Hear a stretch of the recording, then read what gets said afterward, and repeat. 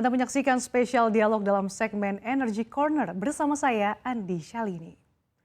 Jelang 1 tahun pasca alih kelola wilayah kerja atau Blok Rokan, PT Pertamina Hulu Rokan terus mempertahankan tingkat produksi. Hingga saat ini produksi rata-rata Blok Rokan mencapai 161.000 barel per hari, didukung dengan kegiatan pengoboran yang masif.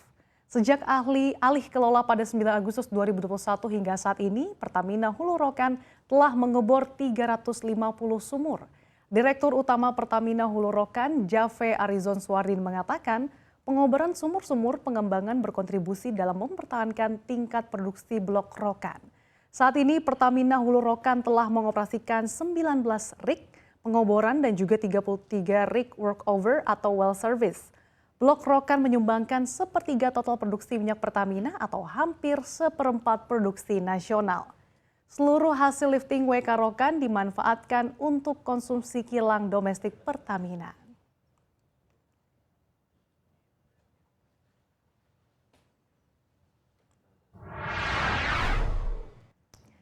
Ya, dan untuk membedah terkait capaian kinerja Blok Rokan 1 tahun setelah alih kelola, saat ini telah bergabung bersama kami di studio CNBC Indonesia Direktur Utama PT Pertamina Hulu Rokan, Jave Arizon Suardin, serta Direktur Eksekutif Energy Watch, Mamit Setiawan. Selamat pagi Pak Jave dan juga Pak Mamit, apa kabar? Alhamdulillah, selamat pagi. Selamat pagi ya, semangat ya di pagi hari ini.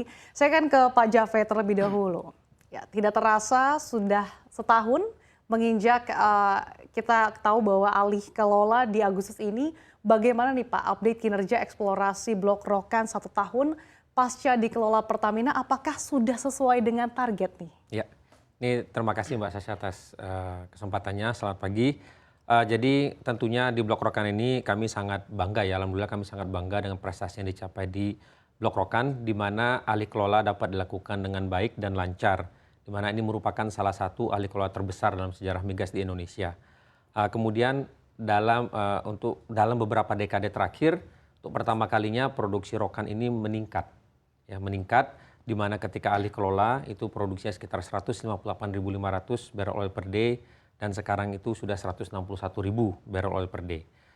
Kemudian dalam 1 tahun ini kami juga berhasil menghidupkan kembali potensi-potensi yang ada, ya, yang dimulai dari optimasi, ekspansi dan pengembangan di lapangan-lapangan baru yang belum sempat dikembangkan sebelumnya.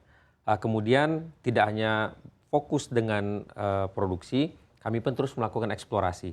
Tahun ini mungkin paling tidak ada 2-3 sumur yang akan kami mulai drill untuk eksplorasi. Dan yang tidak tanggung-tanggung eksplorasinya, kami akan mencoba ngedrill sumur untuk potensi unkonvensional. Nah, itu merupakan salah satu potensi yang membuat kami sangat excited. Tentunya di luar itu kami juga terus berusaha mengimprove fasilitas-fasilitas yang ada di Blok Rokan ini karena sudah cukup berumur, supaya bisa mengelola produksi-produksi yang terus meningkat nanti di kemudian hari. Hal-hal tersebut harus dilakukan dari awal. Dan kemudian kita juga berkontribusi ke masyarakat lokal. Alhamdulillah kami sudah menerima 11 penghargaan, baik lokal, nasional maupun internasional atas kontribusi PHR ke masyarakat. Dan yang terakhir tentunya kami tidak bisa melakukan ini tanpa dukungan dari semua pihak nih. Sudah luar biasa membantu dari masyarakat, pimpinan daerah, dan tentunya kementerian dan SKK Migas. Oke, artinya ada peningkatan produksi dan juga bahkan tadi ada potensi harta karun lainnya ya Pak ya. Eksplorasi 2-3 sumur, bahkan ini yang unkonvensional. Menarik sekali Pak Jave, saya akan ke Pak Mamit. Pak Mamit, pandangan Anda seperti apa sih terhadap kinerja eksplorasi serta produksi WK Rokan nih 1 tahun pasca alih kelola? Iya. Baik Mbak Sasha, terima kasih Pak Javi. Jadi seperti yang pernah saya sampaikan sebenarnya Mbak Sasha, bahwa untuk mengelola Blok Rokan ini tidak mudah ya. Dalam artian karena ini menjadi tantangan tersendiri. Karena Blok Rokan ini adalah salah satu backbone daripada produksi minyak nasional gitu kan ya. Dan kita tahu bahwa dahulu itu Blok Rokan itu pernah menjadi satu pengalaman yang manis sekali, yaitu dia mencapai salah satu blok yang menguasai atau memproduksi minyak dalam jumlah yang paling besar secara nasional gitu kan. Dan pada saat alih kelola kemarin, saya sempat bertanya sebenarnya, mampukah teman-teman PHR ini untuk mengulang cerita lama gitu kan, atau paling tidak bagaimana cerita manis ini bisa tercipta kembali. Dan ternyata seperti yang disampaikan oleh Pak Buyung, saya Pak Javi tadi, ternyata teman-teman PHR ini luar biasa. mereka bisa meningkatkan produksi. Bahkan karena awalnya saya agak khawatir gitu kan untuk menjaga produksi saja mampu tidak gitu kan. Tapi ternyata keraguan saya terjawab. Teman-teman PHR tidak hanya berbicara bagaimana menjaga produksi pasca alih kelola, tapi justru meningkatkan produksi saat ini menjadi 161.000 barel oil per day. Dan saya kira saya sangat mengapresiasi langkah yang dilakukan oleh teman-teman PHR di bawah pimpinan Pak Buyung, bagaimana sebagai salah satu backbone minyak nasional, ternyata kepercayaan ataupun kekhawatiran, bukan kekhawatiran saya saja, tapi kekhawatiran masyarakat Indonesia saya kira yang paham dengan industri migas ini, bahwa ternyata teman-teman Pertamina mampu. Bahwa kita ini putra bangsa, anak-anak kita semuanya, bahwa seluruh pegawai Pertamina Hulu Rokan membuktikan bahwa pasca alih kelola ini kita bahkan bisa melakukan improvement yang luar biasa dan hasilnya bisa kita saksikan sekarang, ternyata produksi meningkat. Dan saya kira ini satu capaian yang luar biasa yang memang harus kita apresiasi. Saya secara pribadi maupun secara dan saya yakin masyarakat Indonesia sangat mengapresiasi keberhasilan daripada Blok Rokan, teman-teman Pertamina Hulu Rokan dalam mengolah wilayah kerja Blok Rokan yang jumlahnya sangat luas sekali nih. Area lokannya luas sekali nih Mbak Sasani gitu kan ya. Dan selamat Pak Jaffi, 1 tahun Pertamina Hulu Rokan berhasil untuk meningkatkan produksinya bahkan. Oke, artinya PHR ini mampu menjawab tantangan dan juga pertanyaan dari masyarakat, akankah mampu mengulang kembali cerita manis sebagai backbone minyak nasional. Ternyata PHR juga menjawab, ternyata terbukti bisa meningkatkan produksinya nih. Sebetulnya apa sih Pak kunci kesuksesannya nih? Ya, kunci kesuksesannya tentu yang pertama adalah mindset. Ya, jadi mindset ini tim kita sebutnya one team one goal. Goalnya adalah satu, tidak mempertahankan produksi, menaikkan produksi. Nah, dengan mindset tersebut bisa terwujudlah apa yang harus kita lakukan. Yaitu buahnya adalah program kerja yang masif dan agresif, dan tentunya ditopang dengan semua penyediaan barang dan jasa yang bisa menopang itu, termasuk pembenahan organisasi, penambahan orang, dan lain-lain. Itu yang pertama, mindset bahwa kita ingin menaikkan produksi. Yang kedua ada teknologi digitalisasi. Sekarang di Pertamina, digitalisasi sangat kuat, karena ini merupakan kebutuhan untuk mengorganize atau memanage dan mengelola blok sebesar ini dengan program yang segitu masifnya, dengan tata waktu yang sangat agresif. Itu kita butuh teknologi yang bisa menunjukkan data secara real time dan transparan. Sehingga keputusan itu yang dinamika di lapangan itu keputusan bisa diambil dengan cepat. Yang tak kalah pentingnya terakhir adalah dukungan dari pemangku kepentingan. Mulai dari stakeholder, pimpinan daerah, dan juga tentunya di tingkat nasional, kementerian ya, ada Kementerian BUMN, Kementerian SDM, Kementerian KLHK, dan tentunya SKK Migas. Jadi 3 ini kalau digabung itu menjadi resep manjur untuk meningkatkan produksi di Rokan. Oke, tapi dukungannya apa saja sih Pak kalau misalkan kita lihat terkait mungkin dengan kolaborasi dengan para pemangku kepentingan dan juga di sekitar wilayah operasinya? Ya.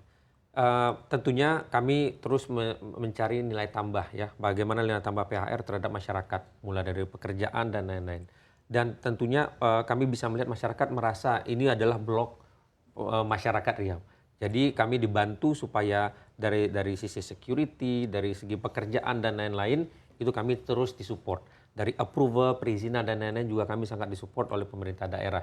Sehingga dengan kolaborasi ini, gangguan-gangguan itu sangat minimal dan kita bisa bersama-sama menikmati dari buah Blok Rokan ini. Oke, berarti ada 3 kuncinya, mindset, teknologi, digitalisasi, dan juga kolaborasi. Tanggapan Pak Mamit melihat 3 kunci ini yang dilakukan oleh Pak Her seperti apa? Saya kira ini satu hal yang luar biasa ya. Ternyata 3 kunci ini bisa dielaborasi dan akhirnya bisa meningkatkan produksi daripada Blok Rokan. Dan saya kira benar sekali bahwa dukungan daripada stakeholder gitu kan, dukungan semua pihak ya memang tidak bisa kita pungkiri gitu kan ya.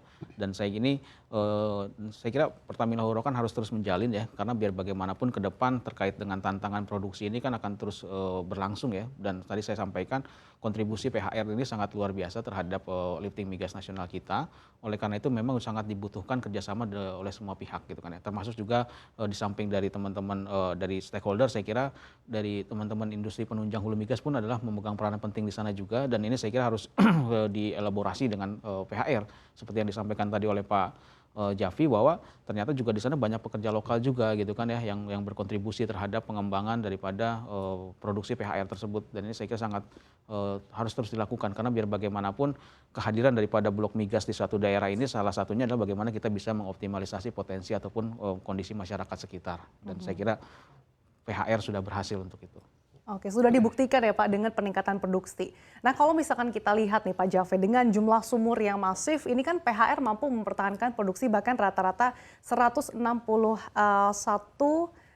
MBOPD. Nah, ini bisa diceritakan nggak sih Pak, upaya apa saja yang dilakukan untuk bisa menggenjot lagi produksi di blok kebanggaan tanah air kita ini?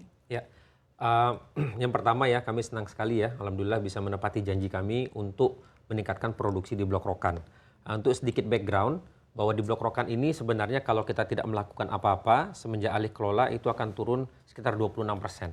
Atau setara dengan 4.000 barrel selama sebulan, per bulannya. Jadi cukup besar penurunan produksinya.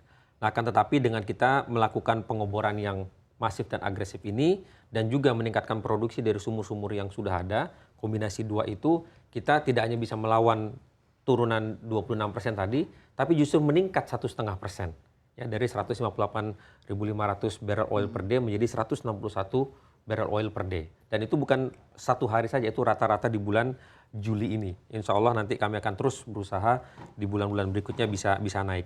Nah, melihat blok ini dengan penurunannya yang sangat kuat, memang dibutuhkan program kerja yang masif dan agresif. Nah, itu tercermin dari investasi yang kami lakukan, misalnya jumlah rig dibandingkan alih kelola, sekarang jumlahnya sudah lebih dari 2 kali lipat. Jadi bayangkan tidak sampai, belum setahun pas ya, tapi jumlah rignya sudah lebih dari 2 kali lipat. Untuk rig untuk work over well services, itu sudah 30% di atas jumlah rig sebelumnya. Jadi investasi, pengambilan keputusan, pengadaan barang dan jasa, kita lakukan dengan cepat. Jadi dan tadi sudah saya sampaikan dengan potensi-potensi yang ada, digabungkan dengan barang-barang jasa tadi sudah kita adakan, kita tinggal melakukan kegiatannya. Nah, eksekusi yang dibantu digitalisasi tadi, kami yakin produksi rokan bisa terus meningkat ini. Oke, di sisa tahun ini ada rencana penambahan jumlah rig, Pak? Kita masih terus menambah jumlah rig ya. Jadi setiap bulannya kita usahakan untuk bisa menambah 1 sampai nanti bulan Oktober. Kenapa? Karena kami pun sekarang bersiap-siap hasil yang sudah kita achieve di 2022 dan sampai di 2023 tertinggal. Jadi kami sudah menyiapkan apapun yang dibutuhkan untuk 2023 sehingga nanti di Januari 1 2023 kita siap lari juga. Oke. Nah, itu yang akan kita lakukan. Pak Jafet tadi di awal kan ada mengatakan ada juga rencana eksplorasi 2-3 sumur yang unkonvensional. Nah, di tengah harga minyak yang sedang mendidih ini potensinya berapa sih, Pak? Ya. Jadi dari 2-3 sumur itu 2 untuk unkonvensional, 1 itu yang konvensional. Nah, memang untuk eksplorasi masih sulit disampaikan ya angkanya berapa.